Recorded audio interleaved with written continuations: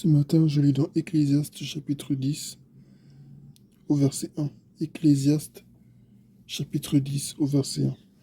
Réflexion sur la folie. Il est écrit: les mouches mortes infectent et font fermenter l'huile du parfumeur.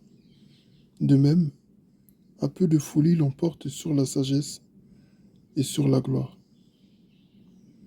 Les mouches mortes infectent et font fermenter l'huile du parfumeur. De même, un peu de folie l'emporte sur la sagesse et sur la gloire. Nous savons que la folie n'est pas une bonne chose. Amen. La folie, c'est un dérèglement de l'esprit, un dérèglement de la réflexion. C'est lorsque l'on perd toute lucidité, lorsque l'on va à tort et à travers. La folie, c'est propre à une voiture qu'on ne peut plus contrôler. On va aller à droite, elle va à gauche, on va aller à gauche, elle va à droite. Une voiture qui n'arrive plus à s'arrêter lorsqu'on appuie sur le frein. Une voiture dont on ne peut changer la vitesse. La folie, c'est ça. La folie, c'est le fait de ne plus penser normalement, de ne plus agir normalement, de ne plus parler normalement, de ne plus percevoir le monde sous son aspect originel. La folie nous empêche de poser des actes et d'avoir des paroles rationnelles. La folie, c'est un dérèglement, c'est une sortie de route. C'est ne plus agir normalement. Et ici, l'on nous dit que les mouches mortes infectent et font fermenter l'huile du parfumeur. L'huile du parfumeur, le parfumeur, ça peut être Dieu lui-même. Amen. L'image de Dieu lui-même, l'huile, nous savons que c'est le Saint-Esprit, l'onction. Amen. Que Dieu met sur nos vies. Lorsque David a été choisi pour être roi, le prophète Samuel a versé l'huile sur sa tête pour signifier que c'était bien lui qui avait été choisi.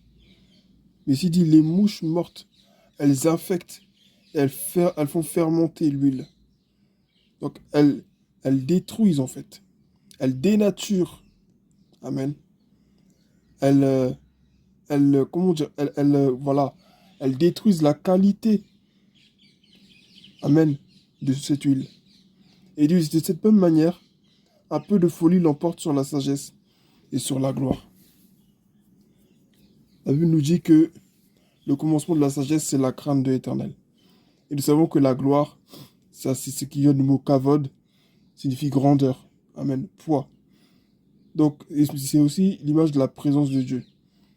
La folie, en soi, c'est le péché. La folie, c'est tout ce qui va à l'encontre de la parole de Dieu. La folie, c'est la pensée du monde. Nous ne devons pas laisser la pensée du monde affecter notre relation avec Dieu. Nous ne devons pas laisser la pensée du monde affecter notre relation avec le Seigneur, notre marche, notre vie chrétienne. Nous devons rester là où Dieu nous a mis. Si Dieu te dit d'aller à droite, va à droite. Si Dieu te dit d'aller à gauche, va à gauche. Dieu n'oblige pas, mais Dieu dirige, Dieu indique, Dieu donne des directives. Et il faudrait que nous soyons à même de pouvoir les suivre. Vous savez, se conformer au monde, ce n'est pas forcément dire que, bon, avant, je vais donner ma vie à Jésus, donc je n'allais plus en boîte de nuit, je ne fumais plus. Maintenant, j'ai donné ma vie au Seigneur, comment dire. Et aujourd'hui, j'ai recommencé. Ah, donc c'est ça, se conformer au monde. C'est pas juste ça. Enfin, c'est beaucoup plus subtil. Le simple fait comment dire ça, de vouloir acheter l'amour de Dieu par mon service. Ah, si je fais ça, Dieu va m'aimer plus. C'est déjà adopter la pensée du monde. Ah, mais non, j'ai pas le droit d'aller en vacances parce que si je vais pas en vacances, euh, parce que si je vais en vacances, pardon, Dieu ne sera pas content. C'est déjà adopter la pensée du monde. Tu penses que si tu restes à l'église et que tu sers, Dieu va plus t'aimer, Dieu va plus t'approuver. Non. Tu es déjà approuvé par Dieu avant même d'aller à l'église. Tu es déjà approuvé par Dieu parce que tu lui as donné ta vie. Amen. Donc, les mouches ici qui infectent et font faire monter l'huile du parfumeur, c'est la folie. La folie qui l'emporte sur la sagesse que nous devons manifester dans la crainte de Dieu et sur la gloire qu'est la présence du Seigneur. Nous devons faire attention à ne pas laisser la folie du monde détruire notre ministère, détruire notre communion avec Dieu. Si Dieu t'a révélé une relation avec qui tu ne dois pas marcher, ben, ne marche pas avec elle. Si Dieu t'a dit qu'à tel endroit tu ne dois pas aller, ne va pas là-bas. Et si au contraire Dieu t'a dit, voilà cette personne avec qui je veux que tu marches, vas-y. Et si Dieu aussi t'a indiqué un endroit où il désire que tu ailles, vas-y aussi. Que tout soit fait pour la gloire du Seigneur. Que tout soit fait pour obéir à Dieu. Amen. Que nous, le Seigneur, soit béni. Ne nous laissons pas entraîner. Nous sommes dans les derniers temps. Et l'ennemi emploie divers moyens pour nous distraire. Et si c'est un élément même que le diable utilise beaucoup, c'est la distraction. On sort par-ci, on sort par-là, on va ici, on va là-bas, des fois sans but précis. Nous devons veiller sur nous-mêmes. Nous devons vraiment veiller sur nous-mêmes. Veiller sur ce que Dieu nous a confié. Entretenons la présence de Dieu, entretenons notre relation avec Dieu à travers de la parole, des chants, des vidéos même que nous regardons. Je ne dis pas qu'être chrétien, c'est passer toute sa journée à regarder des vidéos chrétiennes. Je ne dis pas qu'être chrétien, c'est passer toute sa journée à prier. Tu peux passer toute ta journée à prier, puis Jésus revient, tu ne pars pas. Donc c'est pas de ça dont il est question. Mais c'est-à-dire, tu connais la parole de Dieu. Tu sais ce qu'elle t'enseigne. Tu sais ce qu'elle te dit de faire. Fais-le. Et lorsque tu seras faible, le Saint-Esprit de Dieu te soutiendra pour que tu puisses aller de l'avant. Ne laisse pas la folie du monde, la folie de ta nature humaine prendre le devant, prendre le dessus sur toi. Le Seigneur pouvait dire à Caïn, si le mal se couche à ta porte, ne porte pas tes désirs vers lui. Domine sur lui. Domine sur lui. Donc, ne nous laissons pas entraîner.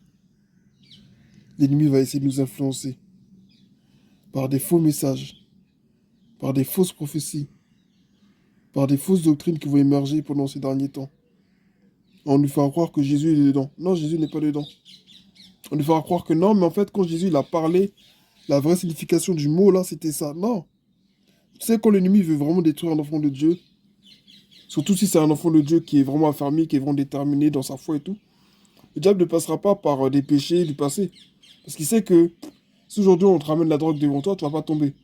Et de toute façon, tu vas même pas aller là-bas. Donc ça sert à rien.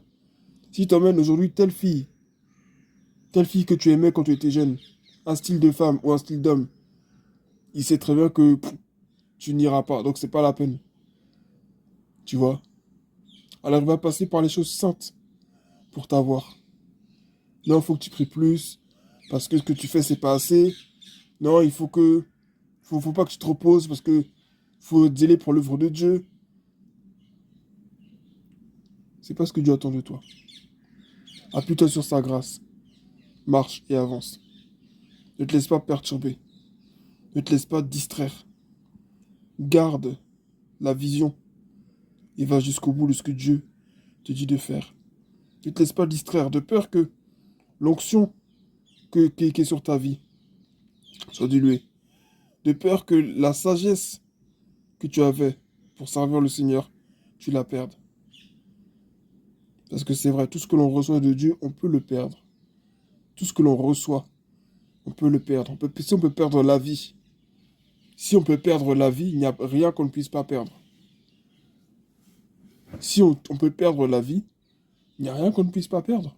Qu'est-ce que tu ne peux pas perdre d'autre alors? Une maison, un enfant, une grâce, un don, on peut tout perdre. Tout ce que nous avons, c'est par grâce. Donc, entretenons cela avec la parole de Dieu. Si Dieu te dit de ne pas aller quelque part ou de ne pas faire une chose, il n'est pas obligé de te dire pourquoi. Parce que des fois, ce qui fait qu'on désobéit, c'est parce que on ne sait pas pourquoi. Et on se voit face à des personnes, on se dit, mais j'ai pas de raison pour justifier ça. Tu n'es pas obligé de justifier quoi que ce soit. Juste non, je ne vais pas là-bas. C'est pas que j'ai peur, c'est pas que je suis fatigué, c'est pas que je suis malade. Juste non, parce que Dieu ne veut pas. Il faut être capable de dire non. Quand Dieu dit non, tu dis non aussi. Quand Dieu dit oui, tu dis oui aussi. Que le oui de Dieu soit ton oui, Que le nom de Dieu soit ton oui. C'est ça être sage, c'est ça avoir la crainte de Dieu. C'est ça obéir au Seigneur. Que notre Seigneur soit béni. Soyons des hommes et des femmes intelligents, intelligentes, qui acceptent de vivre selon le Seigneur, qui ne se laissent pas distraire, qui ne se laissent pas envahir par les pensées du monde, qui ne se laissent pas affecter par les mensonges du diable, et qui se laissent au contraire influencer, remplir de la pensée du Seigneur, de ses sentiments, de sa vérité. Que notre Seigneur soit béni. C'est vraiment un message qui a pour but de te faire comprendre, de nous faire comprendre tous qu'il faut entretenir ce que Dieu nous a donné. Il est important. Il dit à la fin, un peu de folie l'emporte sur la sagesse et sur la gloire. Un peu de folie. Un peu. Un tout petit peu. L'emporte sur la sagesse et sur la gloire. Je finis avec cet exemple. Tu es un enfant de Dieu. Tu es connu dans la ville pour prêcher, pour quelqu'un qui prêche l'évangile.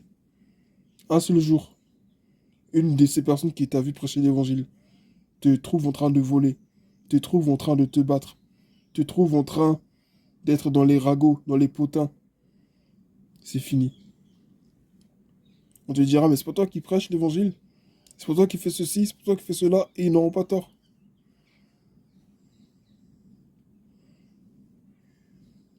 Et à cause de cela, le témoignage que le Seigneur t'avait donné sera entaché.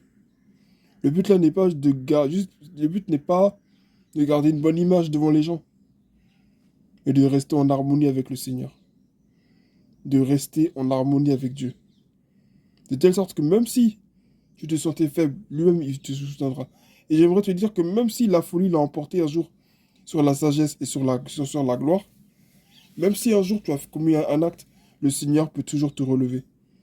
C'est ça la grâce de Dieu. Et pour éviter de, de, de, de, de te retrouver à terre, ou de te retrouver encore dans des prières pour être restauré, pour que ça te prenne encore du temps, évite les pièges. Obéis au Seigneur simplement. Obéis seulement au Seigneur. Si Dieu t'a dit dans cette église, je ne veux pas que tu ailles, je ne veux pas que tu retournes là-bas, obéis. Si Dieu t'a dit, tu pars de cette ville, je ne veux pas que tu retournes dans cette ville, ne retourne pas. Il n'y a pas de non, c'est mes amis d'enfance. Non, mais c'est ceci. Parce que nous, on a notre raisonnement. Mais Dieu il a son raisonnement. Et nous, devant Dieu, en fait, il faut qu'on sache en tant qu'humain que notre intelligence, notre raisonnement, souvent est propre à de la folie. Parce que c'est tellement contraire à ce que Dieu veut, que au final, c'est propre à de la folie. Les pensées de l'homme et les pensées de Dieu sont souvent très opposées. Le mieux est d'obéir au Seigneur et de ne pas trop chercher à réfléchir. Obéis simplement à ce que Dieu te dit. Je parle pas là du fait que un pasteur t'a dit fais ci, fais ça. Non. Toi-même, quand tu pries, quand tu cherches Dieu tout seul dans ta chambre, qu'est-ce que Dieu te dit? Il faut obéir à nos devanciers, c'est vrai. Et quand tu es seul, qu'est-ce que Dieu te dit?